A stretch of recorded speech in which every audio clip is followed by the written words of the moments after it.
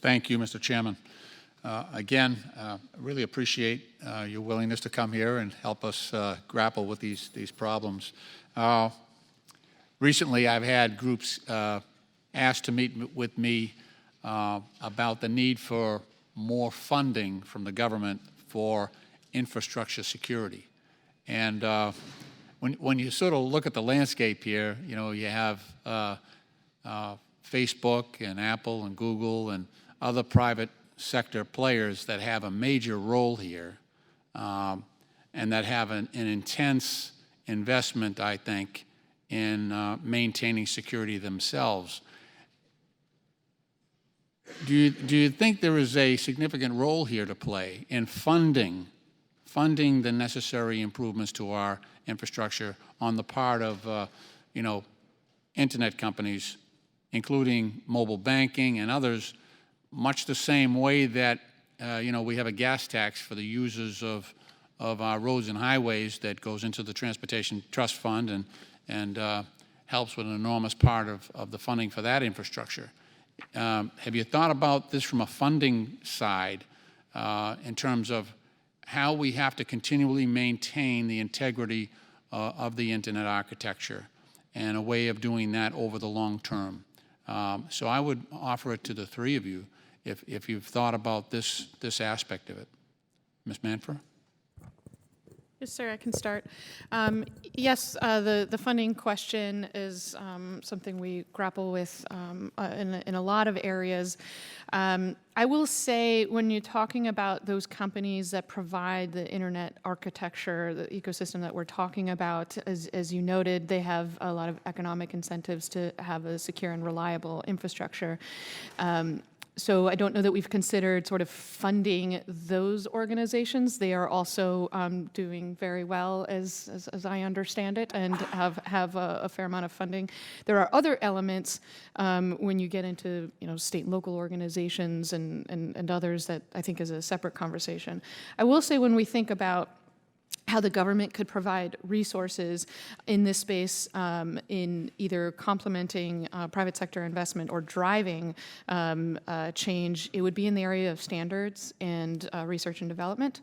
And how do we think about what sort of, there are some standards bodies, there could potentially be new standards bodies or existing ones that evolve to think about things like 5G and as our kind of overall internet architecture evolves. The government sort of thinking about how do we participate in that process, either through resourcing or participation. And importantly, I think in research and development, how do we think of new ways to build more resilient infrastructure, both resilient from a physical perspective and as a cyber. So those would be the areas that we've most thought about the funding. Thank you. Mr. Ronaldo? When you look at the ecosystem as a whole, most private companies underpin the internet architecture. So what added benefit can government bring them to help move the ball? At NTIA, we currently work with the private sector through our webinars. We have a broadband group that actually reaches out to rural areas to talk to local providers on how can we help them improve their security and their resiliency. We work through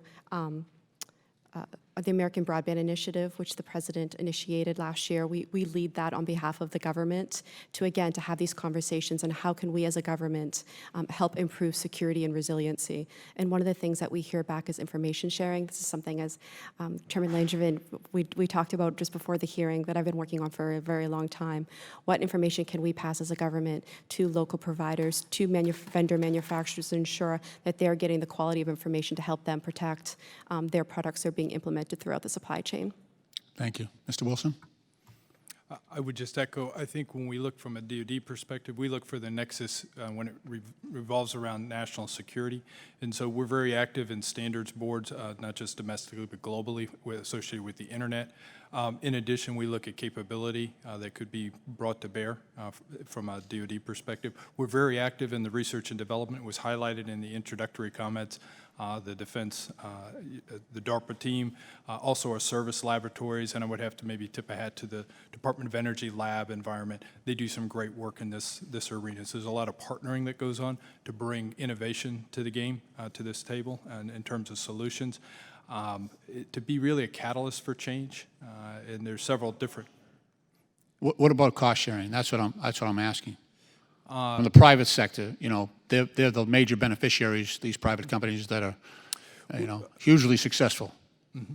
And so in the Department of Defense, we use vehicles such as cooperative research and development agreements with industry partners, really a sharing of either personnel and intellectual property as well as resources. So we may have a range in the Department of Defense where we can do, you know, experimentation, et cetera. And so we use several different vehicles along those lines to be able to get after high priority requirements. Again, we look for the national security nexus when it comes to research and development standards, et cetera.